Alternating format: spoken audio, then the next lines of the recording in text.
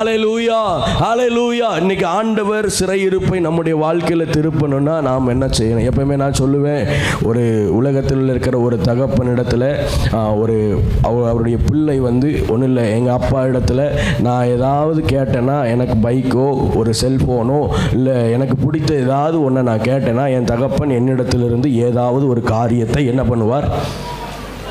சொல்லுங்களே, சொல்லுங்க. உங்கள் பிள்ளை உங்ககிட்ட ஏதாவது கேட்டால் நீங்கள் உங்கள் பிள்ளைகளிடத்துலேருந்து எதிர்பார்ப்பீங்களா? இல்லையா? எதிர்பார்க்க மாட்டீங்களா? எதிர்பார்க்க மாட்டீங்களா? அதை சவுண்டாக தான் சொல்லுங்களேன். தூங்குறவங்களாம் ஒரு அல்லேலியா சொல்லுங்க பார்க்கலாம். மொழி போட தான் இருக்கிறீங்க, நல்லது. ஏதாவது ஒரு காரியத்தை நம்ம என்ன பண்ணுவோம்? பிள்ளைகளிடத்துலேருந்து எதிர்பார்ப்போம். என்னுடைய தகப்பனிடத்தில் நான் பைக்கு கேட்டேன்னா, என்னுடைய தகப்பன் என்னிடத்திலிருந்து என் பிள்ளை எனக்கு எப்படி இருக்கணும், எப்படி இருந்தால் அவனுக்கு நான் பைக் வாங்கி தருவேன் அப்படின்னு சொல்லி எதிர்பார்ப்பார். அதான் மனிதனுடைய இயல்பு. அதே போல தான் இந்த அண்ட சராசரங்களையும் படைத்து ஆளுகை செய்கிற தகப்பன் அவரிடத்திலிருந்து ஒரு ஆசீர்வாதத்தை நாம் பெற்றுக்கொள்ள வேண்டும் என்று சொன்னால், அவரிடத்திலிருந்து ஒரு நன்மையை நாம் பெற்றுக்கொள்ள வேண்டும் என்று சொன்னால், நம்மிடத்திலிருந்து ஏதாகிலும் ஒரு காரியத்தை எதிர்பார்ப்பாரா இல்லையா? ஒன்றும் இல்லை, ஒரு மனிதனிடத்தில் போய் நீங்கள் ஒரு 10,000 ரூபா கடன் கேட்குறீங்க. பேங்க்கில் போய், மனிதனிடத்தில் வேணாம், பேங்க்கில் போய் நீங்கள் கடன் கேட்டிங்கன்னா அவன் மொதல் கொஸ்டின் என்ன கேட்பான்? எவ்வளோ சொத்து இருக்குன்னு கேட்பான், சொந்த வீடு இருக்கான்னு கேட்பான், நிலம் இருக்கா, என்ன வேலை பார்க்குறீங்கன்னு கேட்பான்.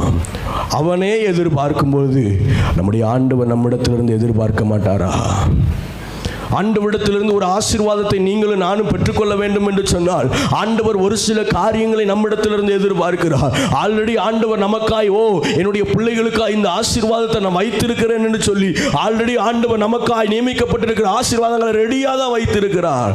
ஆனால் நம்முடைய சுபாவங்களின் நிமித்தமாய், நம்முடைய வாழ்க்கையில் நாம் செய்கிற சிறு சிறு தவறுகளின் நிமித்தமாய், ஆண்டவருக்கு விரோதமாய், ஆண்டவருக்கு பிரியமில்லாத காரியத்தை நாம் செய்கிறது நிமித்தமாய், நாம் அந்த ஆசீர்வாதத்தை நாம் பெற்றுக்கொள்ள முடியாதபடி நம்முடைய வாழ்க்கை இன்னைக்கு காணப்படுகிறது. எனக்கு அன்பான தேவ பிள்ளைகளை, என்னென்ன காரியத்தை ஆண்டவர் எதிர்பார்க்கிறார்? நம்முடைய வாழ்க்கையில காணப்படுகிற, நம்முடைய பிள்ளைகளுடைய வாழ்க்கையில காணப்படுகிற, இந்த ஊழியத்தில் காணப்படுகிற சிறையிருப்பு திருப்பப்படணும்னா, ஒரு அடைப்பட்ட வாசல் திறக்கப்பட வேண்டும் என்று சொன்னால், ஆண்டவர் என்னென்ன காரியத்தை எதிர்பார்க்கிறார்? 3 காரியத்தை சுருக்கமாய் உங்களோடு நான் பகிர்ந்து கொள்ள விரும்புகிறேன். எடுத்து வாசிங்கள் என்னோடு கூட. ஆதியாகமத்தின் புஸ்தகம் 39வது அதிகாரம் 21வது வசனத்தை.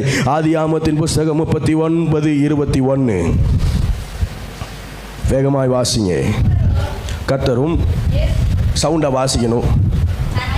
கர்த்தரோ யோசேப்போடு இருந்து அவன் மேல் கிருபை வைத்து